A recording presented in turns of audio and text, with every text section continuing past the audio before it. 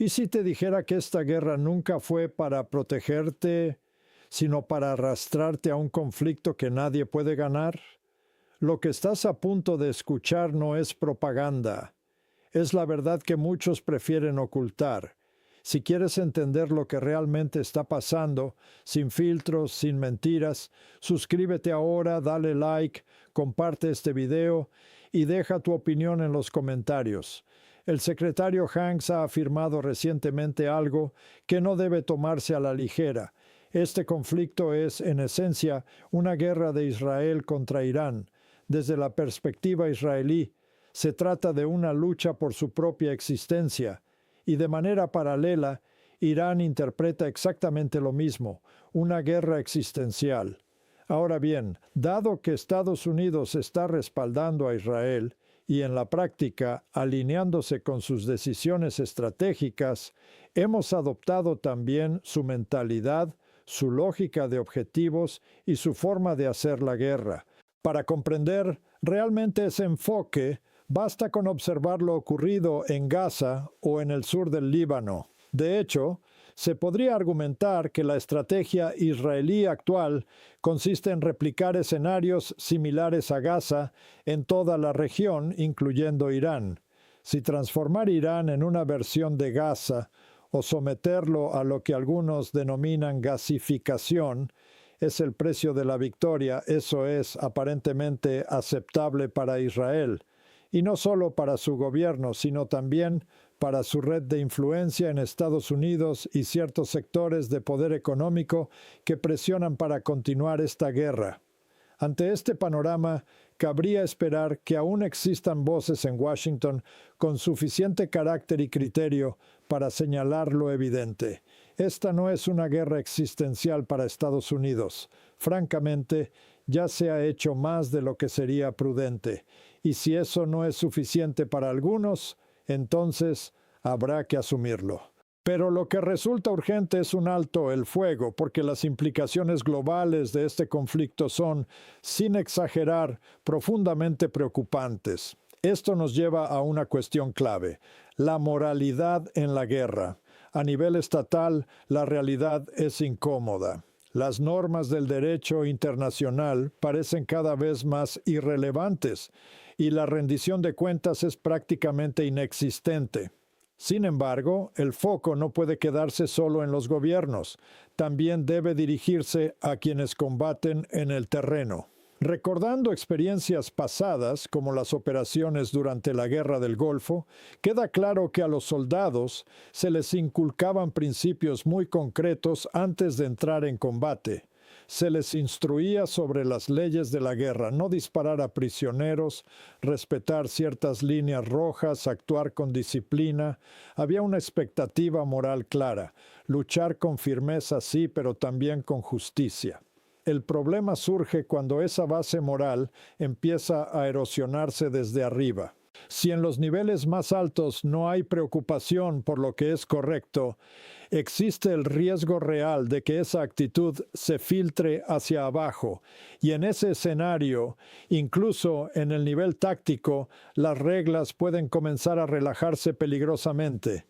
La historia demuestra que en conflictos prolongados ocurre algo inevitable: la deshumanización del enemigo. Antes incluso de entrar en combate, se construye una narrativa que demoniza al adversario. Hoy en día basta con escuchar ciertos discursos políticos para observar cómo se repiten caracterizaciones simplistas y extremas sobre Irán. Sin embargo, esa narrativa ignora una realidad incómoda. Irán ha cambiado significativamente en las últimas décadas. No es el mismo país que hace 47 años. Pero ese matiz rara vez entra en el debate público. Es más sencillo mantener una imagen fija del enemigo que cuestionarla.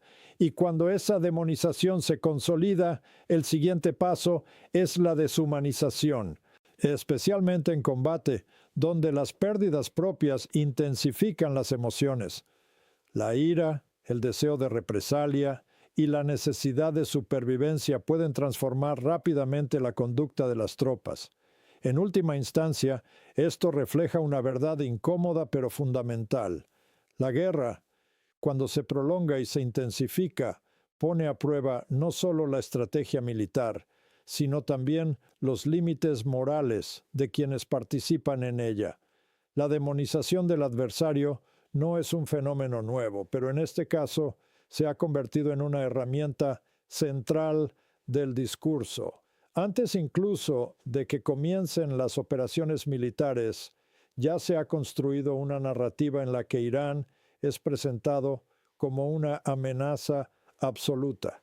Basta con escuchar ciertos mensajes políticos, muchos de ellos alineados con los argumentos del gobierno israelí, para comprobar cómo se refuerza esa imagen de forma constante. El problema es que este tipo de retórica no solo simplifica la realidad, sino que la distorsiona. En Estados Unidos, amplios sectores de la población han asumido estas ideas sin cuestionarlas, repitiéndolas de manera casi automática. Sin embargo, lo cierto es que Irán ha experimentado transformaciones profundas en las últimas décadas. No es el mismo Estado ni la misma sociedad que existía hace casi medio siglo. Aún así, ese contexto raramente se incorpora al análisis público. Cuando se construye un enemigo en términos absolutos, el siguiente paso es inevitable, su deshumanización, y en el campo de batalla esa percepción tiene consecuencias directas. La pérdida de compañeros, el estrés constante y la presión operativa generan una respuesta emocional intensa. La lógica de la represalia se impone con rapidez. Casos concretos ilustran esta dinámica. Tras la muerte de soldados en combate, es habitual que las unidades afectadas reaccionen con una mezcla de ira y determinación que puede derivar en un uso desproporcionado de la fuerza. La intención deja de ser únicamente cumplir la misión, pasa a ser castigar al enemigo, y en ese punto mantener la disciplina se convierte en un desafío crítico. Aquí es donde entra en juego el papel del mando. Los oficiales no solo dirigen operaciones, también tienen la responsabilidad de contener esas reacciones, de imponer límites incluso en situaciones extremas. Cuando ese control falla, el riesgo de abusos y violaciones aumenta de forma significativa, no porque los soldados sean inherentemente violentos, sino porque las condiciones del combate prolongado erosionan los frenos morales. De hecho, la duración del conflicto es un factor determinante. Cuanto más se alarga una guerra, mayor es el desgaste psicológico y mayor la probabilidad de que se adopten posturas más radicales. Surge entonces una idea peligrosa, la creencia de que la única solución es la aniquilación total del enemigo. La historia demuestra que esa lógica no solo es errónea, sino profundamente destructiva. En el contexto actual, hay otro elemento que merece atención: la narrativa estratégica que se está transmitiendo a las tropas. Se les dice que están luchando por el futuro, por sus familias, incluso por la seguridad global frente a una supuesta amenaza nuclear iraní. Es un mensaje potente diseñado para reforzar la moral y justificar el sacrificio. Sin embargo, aquí surge una contradicción evidente. Durante años, los propios informes de inteligencia estadounidenses han señalado que no existe un programa activo de armas nucleares en Irán. Si esa es la evaluación oficial, entonces el argumento central utilizado para motivar a las tropas pierde credibilidad. Esto plantea una cuestión delicada. ¿Qué ocurre cuando los soldados perciben que la justificación de la guerra no se sostiene? En el frente, la prioridad es sobrevivir. Para quienes combaten en tierra, la lógica es clara y brutal. Eliminar la amenaza antes de que ella te elimine a ti es una realidad operativa que no admite matices. No obstante, incluso en ese contexto, persiste una distinción importante.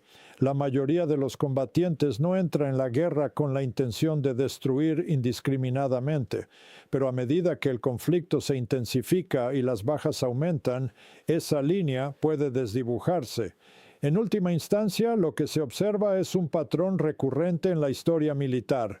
Conflictos que comienzan con objetivos limitados terminan transformándose en campañas prolongadas, donde las emociones sustituyen a la estrategia y la claridad moral se diluye.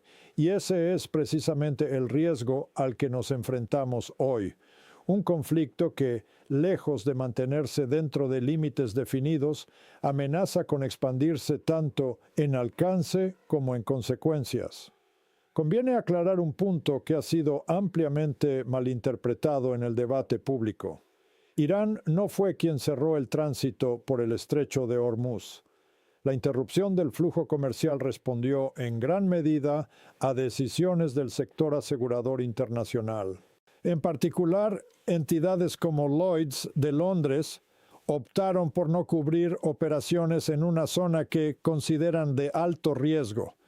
En términos prácticos, esto significa que ningún operador marítimo está dispuesto a exponerse sin respaldo financiero en un entorno de guerra. Este matiz es fundamental porque desmonta una de las premisas más repetidas, la idea de que Teherán bloqueó deliberadamente el comercio global. La realidad es más compleja. Irán ha establecido condiciones selectivas, permitiendo el paso a determinados buques mientras restringe a aquellos vinculados directamente con Estados Unidos o Israel. Es una estrategia de presión, sí, pero lejos de un cierre absoluto. Ahora bien, si la respuesta estadounidense pasa por atacar de forma sistemática la infraestructura energética iraní, incluyendo refinerías, redes de distribución o plantas de desalinización, las consecuencias serían de largo alcance, no solo para Irán, sino para toda la región del Golfo. La recuperación económica podría retrasarse durante años, si no décadas.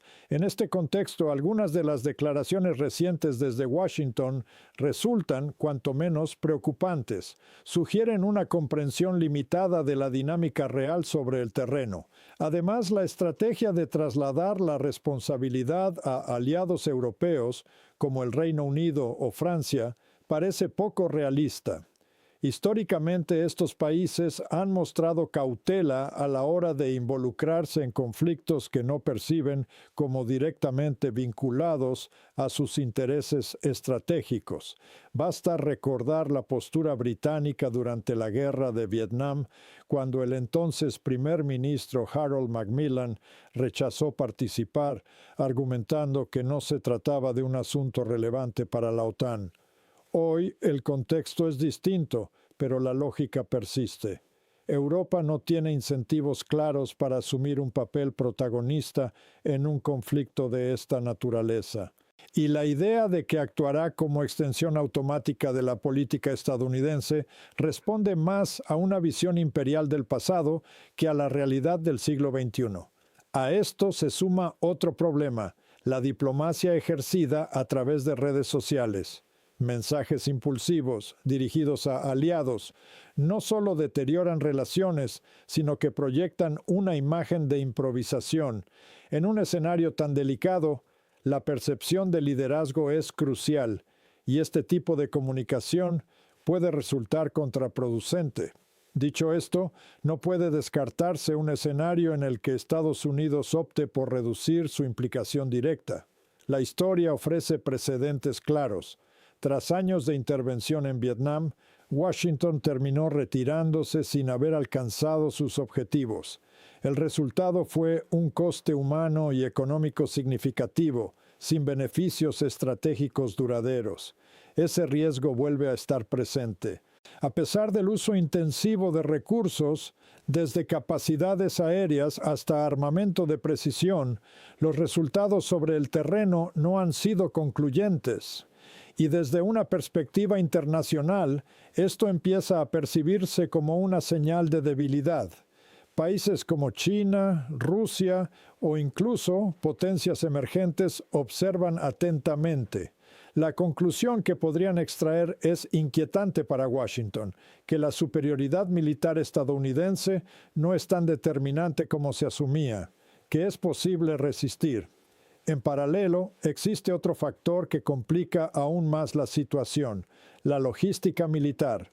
Las operaciones actuales requieren despliegues a larga distancia, con aeronaves partiendo desde Estados Unidos o bases europeas. Esto implica un desgaste considerable tanto para los equipos como para las tripulaciones.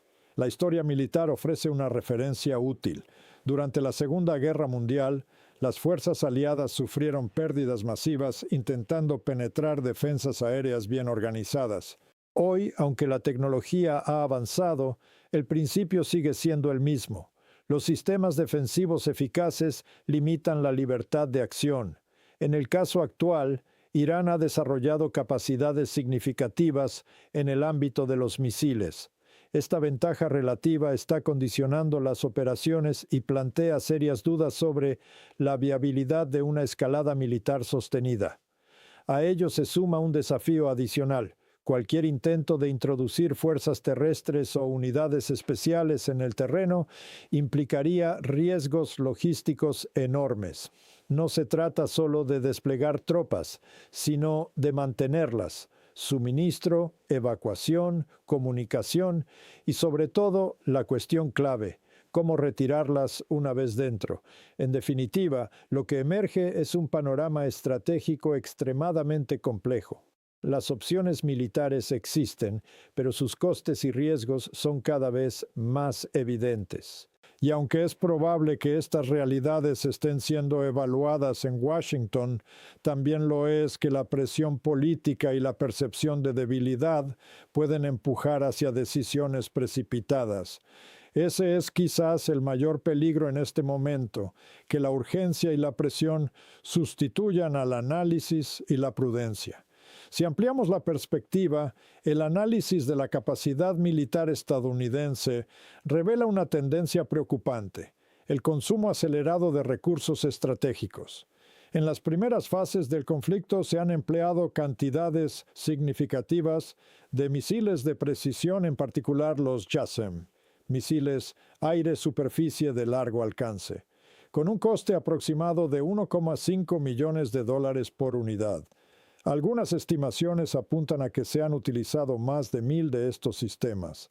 La reposición de este tipo de armamento no es inmediata. De hecho, podría requerir más de un año para recuperar los niveles previos. Esto plantea una cuestión crítica. ¿Hasta qué punto puede sostenerse una operación prolongada sin comprometer otras capacidades estratégicas? La lógica detrás del uso de estos misiles es clara. Permiten atacar objetivos sin necesidad de penetrar el espacio aéreo enemigo, reduciendo el riesgo para las aeronaves y sus tripulaciones. Sin embargo, su eficacia no elimina el problema de fondo, la limitación de inventarios. A pesar de este desgaste, no hay indicios sólidos de que potencias como Rusia o China estén considerando un ataque directo contra Estados Unidos. Es importante subrayar este punto, porque contrasta con ciertas narrativas alarmistas que dominan el discurso mediático. De hecho, la realidad es que este conflicto no fue impuesto desde el exterior. Fue una decisión estratégica adoptada por Washington. Desde la perspectiva iraní, el relato es distinto y se remonta décadas atrás, incluyendo episodios como la intervención de 1953. Pero más allá de interpretaciones históricas, lo esencial es que la actual confrontación responde a una acción preventiva que no ha logrado sus objetivos iniciales. Ante este escenario, las opciones son limitadas: intensificar la intervención o buscar una salida.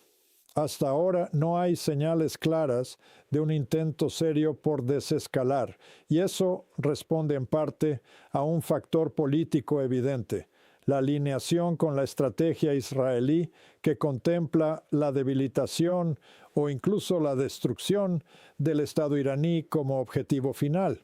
Sin embargo, esta línea de acción conlleva riesgos significativos, no solo en el plano militar, sino también en el económico.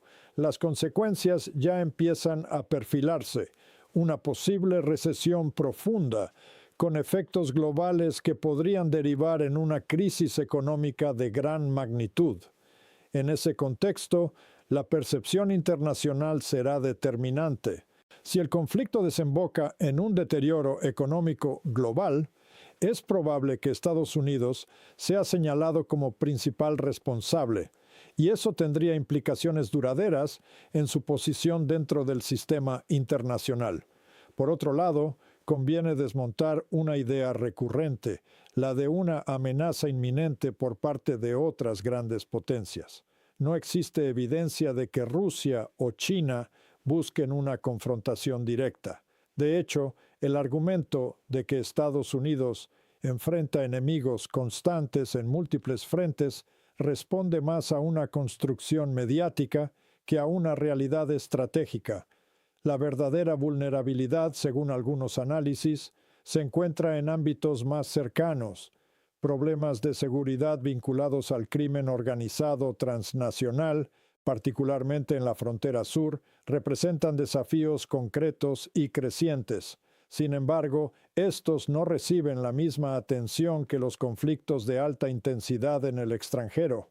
En paralelo, se plantean escenarios que, desde una perspectiva estratégica, resultan altamente cuestionables. Un posible enfrentamiento con China en torno a Taiwán, por ejemplo, implicaría un nivel de escalada muy superior al actual. Sería un conflicto de dimensiones mucho más graves, con consecuencias imprevisibles. Lo mismo puede decirse de cualquier intento de intervención directa contra Rusia.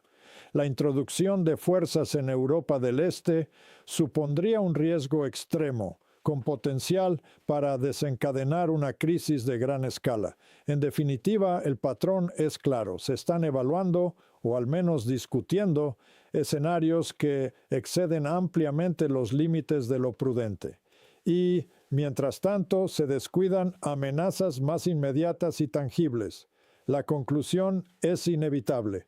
Estados Unidos se enfrenta a una encrucijada estratégica. Puede continuar por la vía de la escalada con costes crecientes e incertidumbre elevada, o puede optar por una reconsideración profunda de sus objetivos y prioridades.